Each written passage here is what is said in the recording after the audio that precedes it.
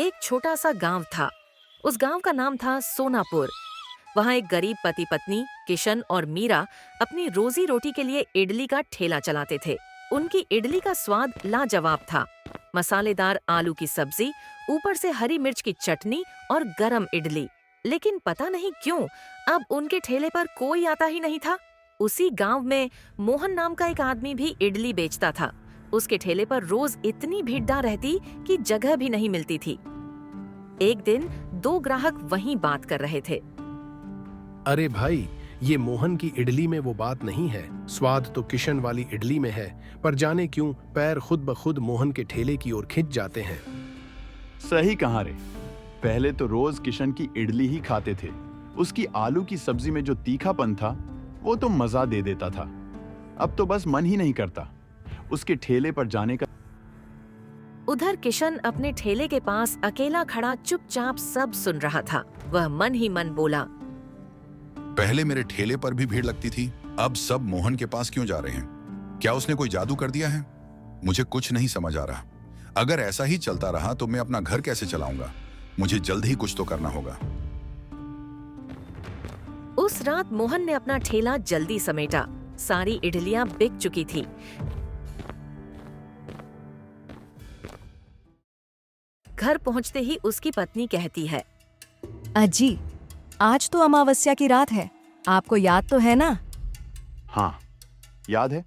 तुमने तैयारी तो कर ली है ना? जी, मैंने पूरे 13 किलो चिकन पका लिया है। पर मुझे बताओ ना, हर बार 13 किलो ही क्यों, 10 या 20 क्यों नहीं? अरे भाग्यवान, मैंने उसे 13 तारीख को ही उसे नींद से जगाया था। अब उसे हर अमावस्या को 13 किलो चिकन चाहिए। अगर नहीं दिया तो हमें ही खा जाएगा। क्या आपने उसे जगाया? पर क्यों? मोहन धीरे से बोला, उसी की वजह से तो हमारी इडली बिकती है, वरना हम भी किशन की तरह बैठे रहते। उसके कारण ही हमारे अच्छे दिन आए हैं। इसलिए हमें उसे 13 किलो चिकन हर अमावस्या को देना ही पड़ेगा। नहीं हो वो हमें खा जाएगा। दोनों कुछ देर खामोश रहे। बाहर हवा में अजीब सी सिहरन थी। फिर मोहन बोला, चलो अब सो जाओ, मैं जाकर उसको चिकन खिला कर आता हूँ।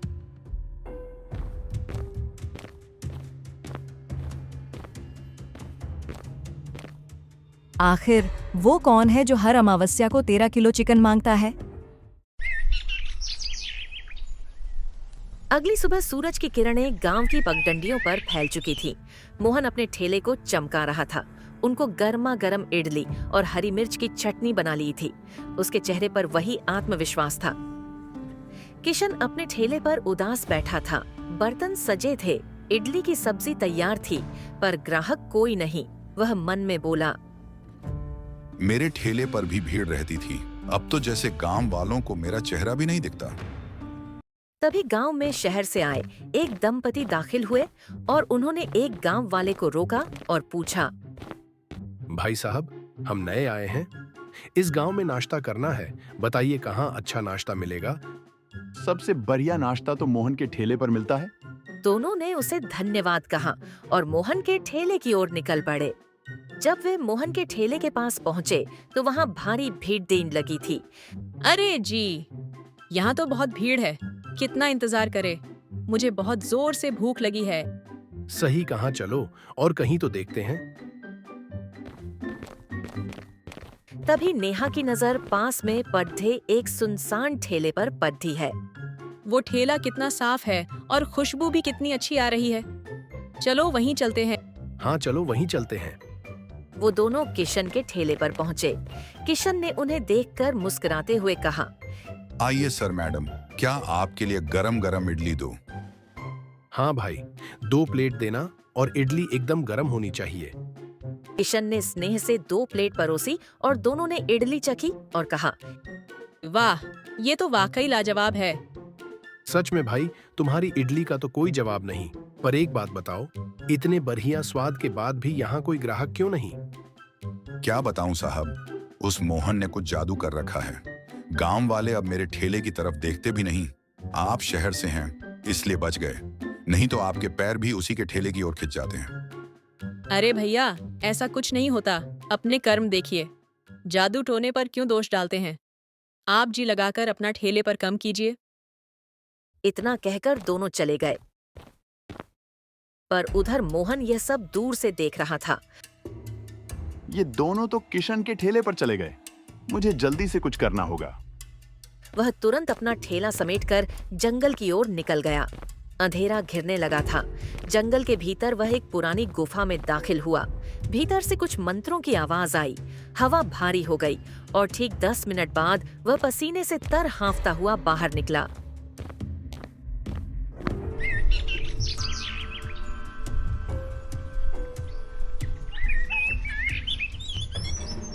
अगली सुबह वहीं शहर वाले फिर नाश्ते के लिए निकले। नो जी, पता नहीं क्यों मेरा मन मोहन के ठेले पर जाने का कर रहा है। अरे मेरा भी कल तो मैंने कहा था, वहां भीड़ ज्यादा है। फिर भी मुझे आज वहीं जाने का मन कर रहा है। दोनों हंसते हुए सीधे मोहन के ठेले पर पहुंचे। किशन दूर से यह सब देख रहा था। उसका चेहरा मायूस हो गया। ये देखो, उन पर भी जादू चल गया। राकेश और नेहा नाश्ता करके लौट रहे थे तो रास्ते में गांव के मुखिया मिल गए। कैसे है शहर वाले बाबू? कैसा लगा हमारा गांव? आपका गांव बहुत अच्छा है मुखिया जी। बस एक अजीब बात है, कल हम किशन के ठेले पर गए थे, आज जाने क्यों हमारे पैर खुद ब खुद मोहन के ठेले की ओर खिंच गए। कुछ तो अजीब है उस ठेले में। अरे नहीं बाबूजी, कुछ अजीब नहीं। मोहन की इडली का स्वाद ही ऐसा है कि लोग खुद खिंच जाते हैं। पर राकेश और नेहा जब आगे बढ़े तो दोनों के मन में एक ही सवाल गूंज रहा था, क्या सचमुच स्वाद खींचता है या फिर मोहन का कोई रहस्य?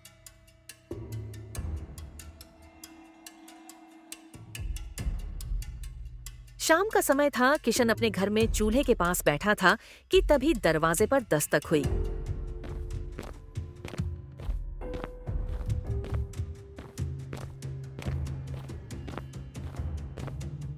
दरवाजा खोला तो सामने राकेश और नेहा खद्दीढे थे। अरे सर मैडम, आप यहाँ मेरे घर पर? किशन जी, जो आपने कहा था लगता है वो सब सच है। देखा, मैंने पहले ही कहा था वो मोहन कोई साधारण आदमी नहीं है, पर आपको यकीन ही नहीं हुआ। अब यकीन हो गया है। किशन जो आज हमने देखा उसके बाद शक की गुंजाइश नहीं बची। किशन हैरान होकर बोला, आपने क्या देखा? हमने मोहन को जंगल की तरफ जाते देखा।